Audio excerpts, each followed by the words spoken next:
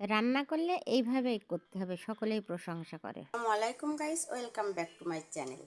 আজকে আমি পাতাকপি দিয়ে দেশি মুরগির মাংস রান্না করব।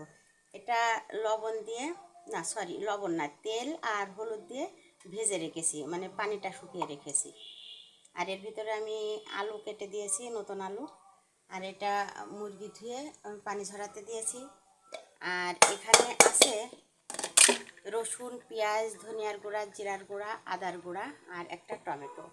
আর এখানে আমার পরিমাণ মতো আমি তেল দিয়ে দিয়েছি, দিয়ে 2 মুঠ পেঁয়াজ দিয়ে দিয়েছি, দিয়ে এখানে মশলাগুলো অ্যাড করে দিব। এখানে সব মশলাই দেওয়া হয়ে গেছে, লবণ, হলুদ, মরিচ গুঁড়াটা আমি আমার পছন্দ মতো দিয়ে দিছি, দারুচিনি, এলাচ, তেজপাতা, লবঙ্গ, গোলমরিচ আর সেই পেস্টটা। এটা 1 মিনিট মতো সুন্দর করে ভেজে নিব। 2 মিনিট ভেজে নেওয়ার পরে এই মশলার এই জারটা ধুয়ে রেখেছি, এটা দিয়ে দিব। যে আমি এইগুলোর সাথে আরেকটু পানি দিয়ে দিচ্ছি মশলাটা সুন্দর করে। আমার মশলাটা কষানো হয়ে গেছে, আমি এখানে 2 বার পানি দিয়ে সুন্দর করে কষিয়ে নিয়েছি। এবার মাংসটা দিয়ে দিব।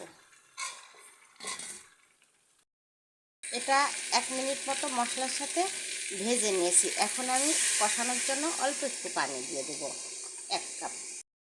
ঢেকে দিব, ঢেকে দিয়ে মানে পানিটা যতক্ষণ না শুকায় অপেক্ষা করব।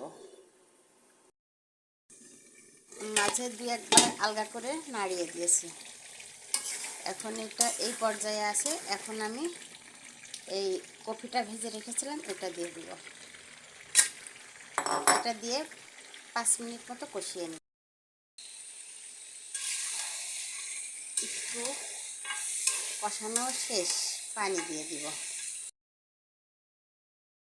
পানি দিয়ে দিয়েছি, মানে ঝাল লবণ চেখে দেখলাম সব পারফেক্ট হয়েছে।